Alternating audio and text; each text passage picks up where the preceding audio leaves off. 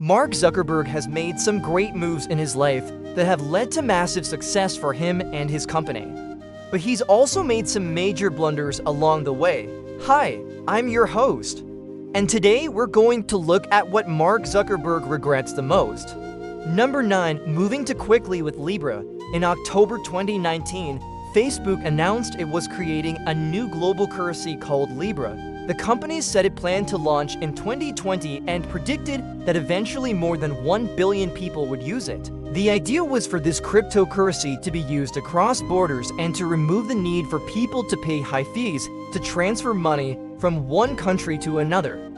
This was especially important for people living in developing countries who often had to spend a huge amount of their savings on such transactions. However, there was pushback.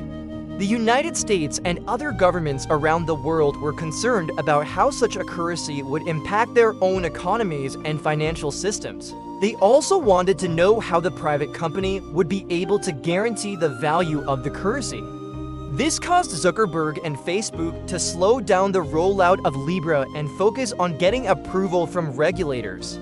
So far, they haven't gotten it, and many believe that they never will. No. 8. Creating Facebook groups. When Mark Zuckerberg created Facebook groups in 2004, he thought it was a good way for people to connect with others who shared their interests.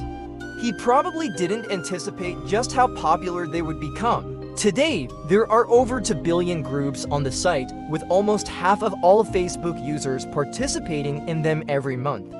But while Zuckerberg may like the fact that so many people use this feature, he has come to regret it.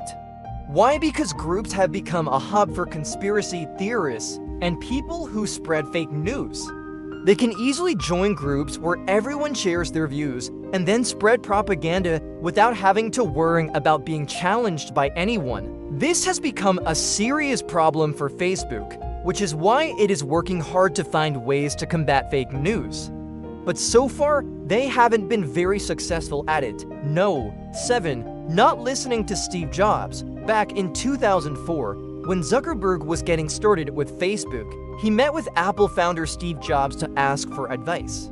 At the time, Facebook was a new website where college students could share information about themselves. Zuckerberg wanted to expand it to include high school students, but Jobs convinced him not to do it. Instead, Jobs told him to focus on improving the site and making sure that it appealed to college students. Zuckerberg didn't listen and expanded to high school anyway. And while Facebook did eventually become hugely popular with them, it wasn't as smooth as it would have been if he had focused on improving the site first. He learned his lesson though and did listen to Jobs the next time they talked. No. 6. Buying WhatsApp. When Facebook bought WhatsApp in 2014 for $19 billion, it was supposed to help them expand into the mobile messaging market. Facebook had its own messaging platform, but WhatsApp was much more popular, especially among iPhone users. It was hoped that buying WhatsApp would allow Facebook to learn how to build a better messaging app. However, it hasn't worked out that way. Not only has Facebook failed to make any improvements to WhatsApp, but it has also been hurt by the fact that WhatsApp doesn't share data with other Facebook apps. This means that Facebook can't collect as much information about its users as it would like, which makes it harder to target them with ads. And that hurts the company's bottom line. No. 5. Allowing Cambridge Analytica to harvest Facebook user data. In 2013, Facebook allowed British political consulting firm Cambridge Analytica to harvest data from its users without telling them. The data was then used to develop psychological profiles of the users so that targeted political advertising could be used to influence their voting behavior. When this became public knowledge, Zuckerberg was forced to testify before Congress and Facebook was fined $5 billion by the Federal Trade Commission. To make matters worse, this wasn't the first time Facebook had been caught harvesting user data. In 2011, it had to pay a $20,000 fine for allowing third-party apps to collect data from users without their consent. Zuckerberg probably regrets both of these incidents as they've damaged Facebook's reputation and eroded user trust. No. 4. not being more careful when launching new products.